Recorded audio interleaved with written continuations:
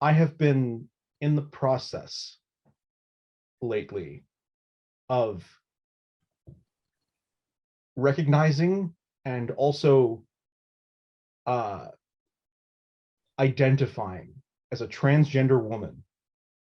The Pope says I am a man, and to say otherwise is like I had like I was looking at quotes earlier, like an attack on the family, I think is what Benedict said, I think. And Francis has said Francis said that too. Francis is who very, very, very rarely will use any kind of war terms, has said that stuff about like gender and transgender and all of that kind of stuff is a war on the family. This isn't like, this is just Catholic teaching. This isn't a conservative or a liberal pope. Right. But so I am trans. What do you think about that? How will you go about that in processing me, like and like interacting with me? I mean, it's a difficult thing. I recognize that you believe that about yourself. Personally, I know that God created you uniquely and specially and loves you.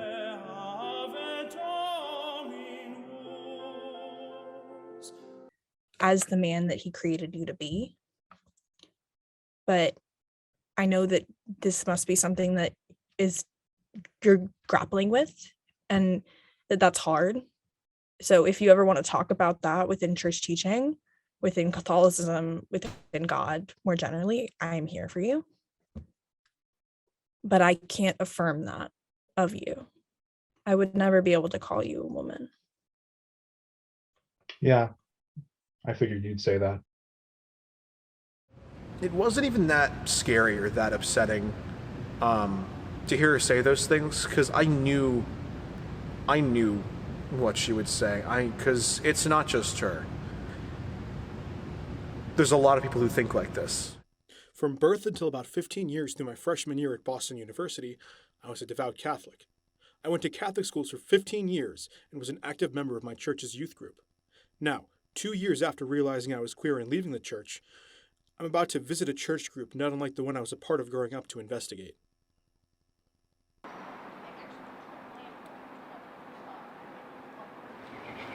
How are you feeling? A little nervous.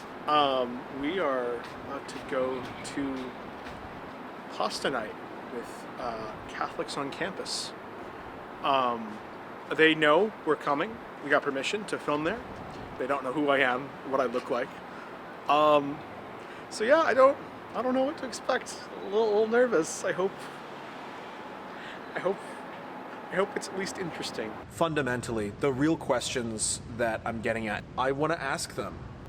Do you perceive me as a woman, if that's who I say I am?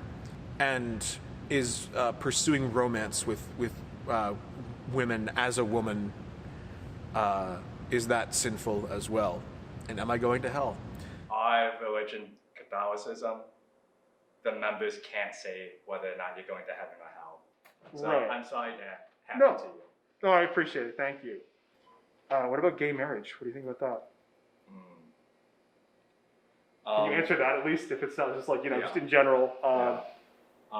Catholics, we don't support gay marriage only because we believe it's supposed to be a natural bond between a man and a woman. But that's not to say like we hate like gay people. So. Right. What if I marry a woman and I am a woman? Do you see me as a woman? That's a good question. We would still see you if you were to be born biologically male, since we believe God doesn't make mistakes. Like, we would see you as a male. But we still would support you. We wouldn't believe the marriage is legitimate. But again, like, unlike other Christian groups, we wouldn't just like discriminate against you and be like, oh, like, you suck. Well, I don't think God makes mistakes either. I think I'm fabulous. Oh, shit. You're good. But so I guess I would be able to get married to a woman then if you don't see me as a woman. It's like, is this like a loophole, or like would I have to like? Can you help me with this, Dave? Because like, which is it? Either I am a biological male and then I can marry a biological female, or I am a woman and I can't marry a woman. Well, I would say like you are a male, like by birth. And then look at the context of like the marriage in itself. The man gives himself fully to woman, and woman gives himself fully to man, and thus creates new life, which would be a baby. When you look at it as man versus man, the concept of the end goal is pleasure. So the idea is like seeking pleasure through somebody else's body. While pleasure isn't bad, we believe pleasure is good. It's not the end goal of, per se, sex. I can find my catechism. I have to look for it, though. It talks specifically about marriage and the concepts behind what like a valid marriage is and being open to that. It might be a lot. We might go into a lot of things, but yeah.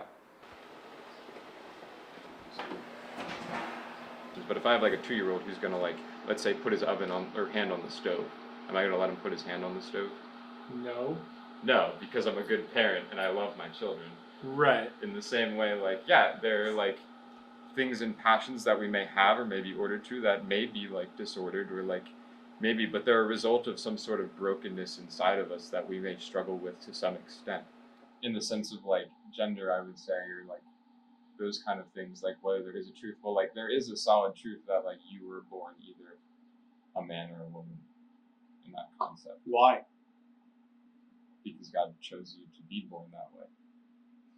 The Catholic explanation for it's like, you have dignity, we love you, but that just is not a satisfactory response to me. It's not a but. It's we love you and we're going to call you higher. That would entail, like, renouncing these things, though. Yeah. Exactly. That's what Jesus came to do. That's why he came in the first place. Right. And you have the choice to say yes or no to that. And in doing so, when you give everything, you receive everything. Okay. Say your child was like, I'm trans. I want you to call me this. Would you call them that? I would say no, because I gave them their name. And like that's a gift that I was given to give to them. And if they were to do that, that would step on my gift of love for them. Where is the pasta? Why is it so convoluted? We have bread and salad and some sauce for the moment. Upstairs, those guys, they know a lot about what they're talking about. What they're Yep, saying, they so do. They're good resources. Oh my god. It's been a long It's time. been forever. Oh my god. This is someone who I met at like orientation, and we became like the best of friends. We bonded over like being Catholic and being Catholic in this very like liberal university. This is someone who, I lost touch with, I think, over the course of college. I've only been seeing you on Instagram recently. I have trouble being friends with multiple people at once. That is, sometimes. I get that, yeah. And in a weird way, when I seeing her tonight, it kind of made me miss being Catholic a little bit. I have this very vivid memory of she and I both one night, like really early into college, we were like just had this really heavy conversation. But I just remember we like prayed together. We just like said in Our Father together, I think. And it was like really beautiful. I see how happy you all are just talking about this dogma that doesn't make any sense to me anymore. And it's just like, I wish I could go back to that. Because it'd just be easier. It'd be easier if I could just sit there and eat the pasta and not think about my life and just be a man and be straight. But for better or for worse, I guess it's just too late for me. It's really cool just like observing like a church for like what it is. I don't know, it's just like, it's kind of neat. Just like vibing and not like worrying about like eternal damnation or something.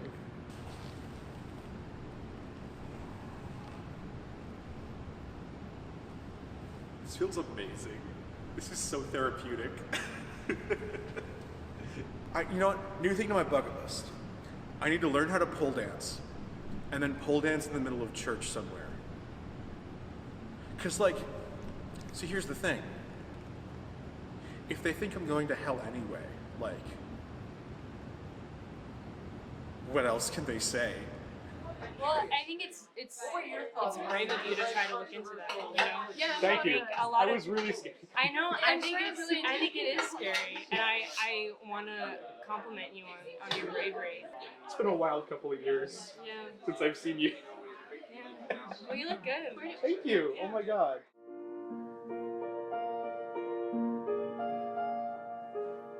So if the Pope suddenly said like, moon is made of cheese, and like, All for it.